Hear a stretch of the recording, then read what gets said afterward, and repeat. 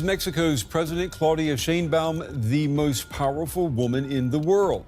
What if the entire future of U.S.-Mexico trade came down to a single moment of diplomatic tension? Imagine the U.S. president threatening tariffs on goods that millions of people rely on every day: automobiles, avocados, even the steel that builds infrastructure. Sounds like a trade war waiting to happen, right?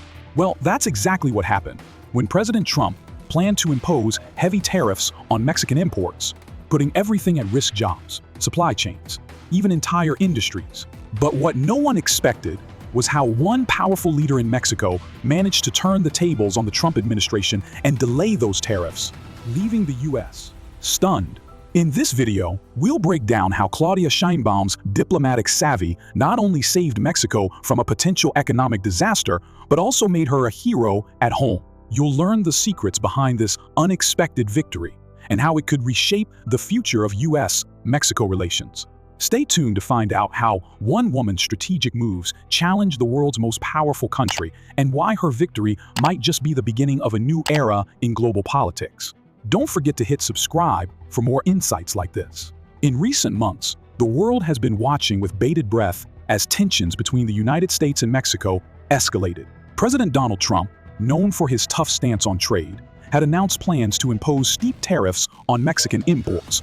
This could have been a devastating blow for the Mexican economy, especially given that over 83% of Mexico's exports go to the U.S. But what happened next? Mexico won a major diplomatic victory that nobody really expected.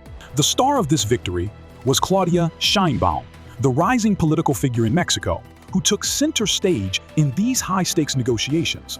The planned tariffs, ranging from 25% on automotive parts to agricultural goods, were suddenly put on hold, leaving many wondering, why did President Trump back down? And what did Mexico do to pull off this stunning win? For everyday citizens, this meant that jobs in industries like automotive manufacturing, agriculture, and electronics, all of which depend heavily on trade with the U.S., were temporarily secure. Farmers in Mexico who export avocados, tomatoes, and beer to the U.S. breathed a sigh of relief, as did automobile manufacturers whose factories in Mexico produce parts for U.S. car brands.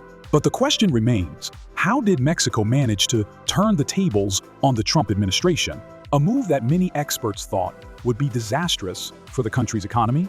Let's dig deeper.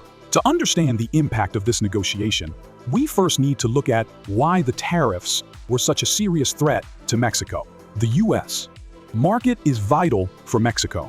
In 2024, the United States imported over $505.9 billion worth of goods from Mexico, including crucial products like automotive parts, electronics, textiles, and agricultural goods.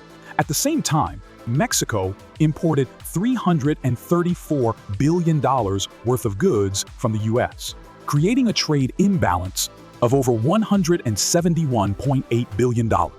Trump's tariffs were not just about economics, they were also about sending a message.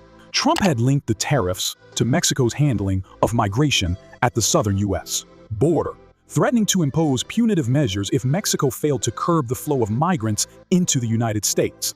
The idea was clear: Mexico had to act on migration or face severe economic consequences. For Mexicans, this situation posed a nightmare.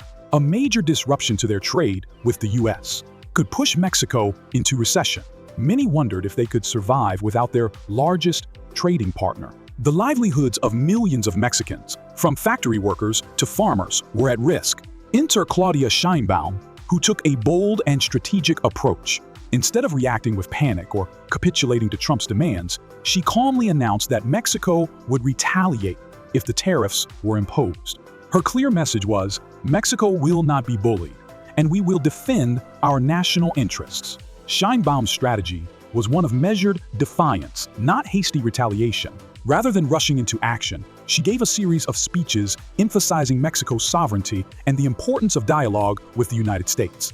In a public rally in Mexico City's Zocalo Square, she reminded Mexicans of the nation's strength and unity. This approach helped turn what could have been a national crisis into an opportunity for national unity. The threat of tariffs stirred the public's fear, but Claudia Sheinbaum's firm Yet calm response transformed that fear into a collective sense of pride and determination. People rallied behind the idea that Mexico would not bow down to U.S. demands, and that the country had the power to shape its future. Claudia Sheinbaum's speeches were not just about rhetoric. They were about reaffirming Mexico's position as a strong, independent nation in a world where global power dynamics often tilt in favor of the U.S.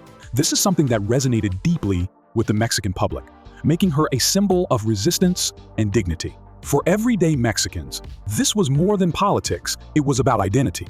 Claudia Sheinbaum's position highlighted the importance of national pride, and her words gave many people hope that their government could defend their interests on the world stage. While many expected Mexico to immediately implement retaliatory tariffs, Claudia Sheinbaum played the long game. Instead of launching countermeasures right away, she sought to negotiate behind the scenes, reaching out to U.S. corporations, congressional members, and agricultural lobbies. Mexico's diplomatic effort was quiet but powerful, as the government explained that tariffs on Mexican products would hurt U.S. consumers and disrupt critical supply chains, especially in the automotive industry. The message was clear. If Trump went through with the tariffs, U.S. businesses, especially the automotive and agricultural sectors, would suffer.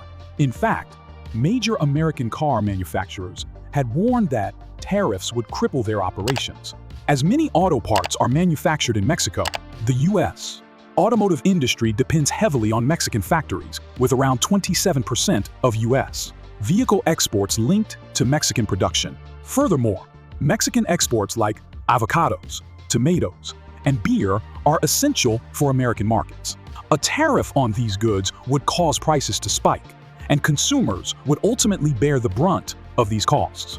As negotiations intensified, the pressure on Trump's administration grew. U.S. farmers, especially those in Trump-supporting states like Texas and California, feared that Mexican retaliation would devastate their businesses. This tension was enough to prompt the Trump administration to delay the tariffs for a time. Claudia Sheinbaum's leadership in this crisis has catapulted her to new heights in Mexican politics. Her approval ratings have soared 80% to 85% as she skillfully navigated a potentially disastrous situation and turned it into a victory for the nation. In fact, many analysts believe that Claudia Sheinbaum is positioning herself as a potential candidate for the 2026 Mexican presidential elections. Known for her innovative, science-based approach to governance, Claudia Sheinbaum's popularity surged during her term as the mayor of Mexico City. Her emphasis on social justice and her charisma as a female leader made her a force to be reckoned with in Mexican politics. Her stance against Trump's tariffs was widely seen as a defense of Mexican dignity, and her strategy has made her a hero in the eyes of many. Her rise comes at a time when Mexico is seeking more independence on the global stage. While Claudia Sheinbaum and other leaders are committed to maintaining strong relations with the United States, they are also increasingly looking at other trading partners in case tensions with the U.S. escalate again. The Trump administration's decision to postpone tariffs was a win for Mexico, but the question remains, will the tariffs come back? As we head into the 2024 U.S. elections, there is a possibility that Trump or future politicians may once again target Mexico with tariffs, particularly as immigration continues to be a contentious issue in U.S. politics. For Mexicans, the uncertainty means that they must remain vigilant. Claudia Sheinbaum has made it clear, Mexico will retaliate if the tariffs are reintroduced. This ongoing tension creates a situation where both countries are in a delicate balance. On one hand, the U.S. and Mexico need each other for trade, with sectors like automotive manufacturing, agriculture, and electronics relying on each other to function smoothly. On the other hand, political pressure, particularly in the lead up to the elections, may push both sides into confrontational positions. Claudia Sheinbaum's leadership, however, has demonstrated that Mexico is prepared to stand its ground. By emphasizing national pride and pushing for diplomatic solutions, she has shown that Mexico is not simply a passive player in these negotiations, it is a country ready to assert its interests and its sovereignty. In conclusion, Mexico's handling of the tariff crisis is a clear example of how strong Decisive leadership can change the course of a nation's fate. Claudia Sheinbaum's careful balancing of diplomacy and national pride not only secured a temporary victory, but also ensured that Mexico remains a key player in global trade. For ordinary Mexicans, this means more stable jobs, secure trade, and a strong sense of pride in their nation's ability to defend itself on the world stage. Looking ahead, the future of Mexico-US relations remains uncertain.